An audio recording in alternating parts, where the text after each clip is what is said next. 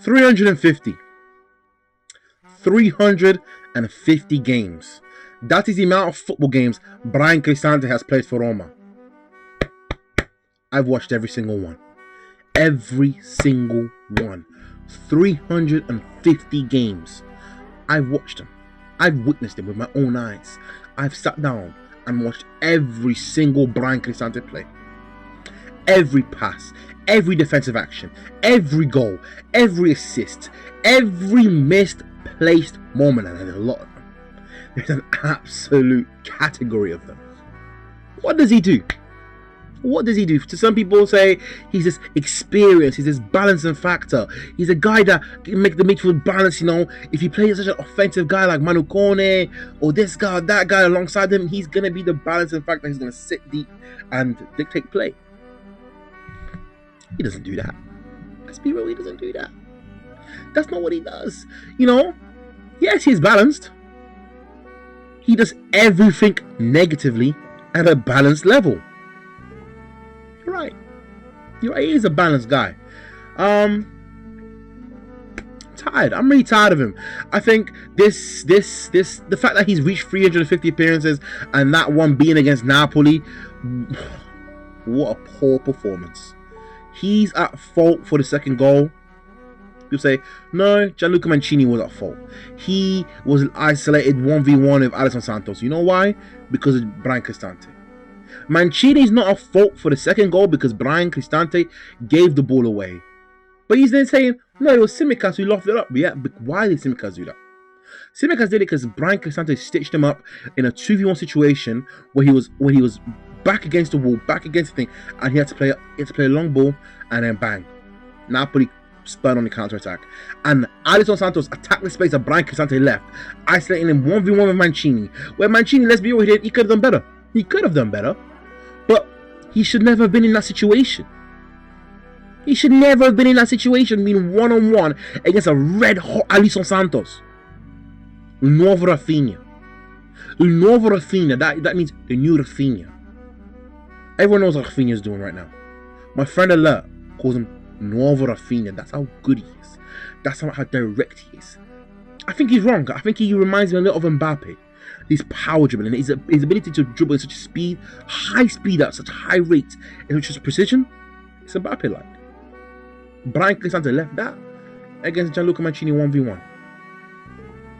350 games. 350 games, and I'm tired of this guy. I don't want him here anymore. I don't want him playing for Roma anymore. Like, he's like me thinking, well, you're very calm. You're very calm because I've had enough. 350 times I watched it. Do you not think I've had enough time to really shout it? Shout my TV screen. Some in real life as well. Crap in that game as well. Pre-season 4-0 Aston Villa. You know me. That's not really care.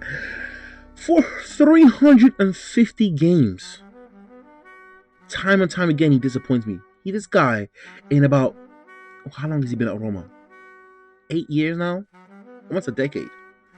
6 good months under De Rossi. That's all I remember from him. I mean, people thought, oh, because Gasperini's come in, he had his best seasons under Gasperini. Gasperini was going to get the best out of him. Clearly not. It's not good enough. He doesn't have the legs. He's not athletic enough to keep up with these players. Every single time. People love to look how much distance he covers. Yeah, because he's catching up. He's catching up to everybody else. That's why he covers so much distance. Not because he's some high level grass cover like Cristante. No, because he's catching up. Because everybody runs past him. He cannot control the midfield. Every single time he's in the field, Roma will lose the midfield battle. And that's what we did. Elmas is not a midfielder. He's not a number 8. He's not a centrocampista. He's not a central midfielder. Elmas dominated him. Lobotka and Elmas looked like they were never going to lose the ball against Cristante. BCD's on a one-man army. BCD couldn't do it on his own, but tried. Because every time Bryan Cristante plays, it's like playing with 10 men. And it doesn't help it when Pellegrini's there, because that's playing with 9 men. But it's not about Pellegrini. Everyone knows my thoughts on Pellegrini. My thoughts on Bryan Cristante right now. Bryan Cristante's not good enough.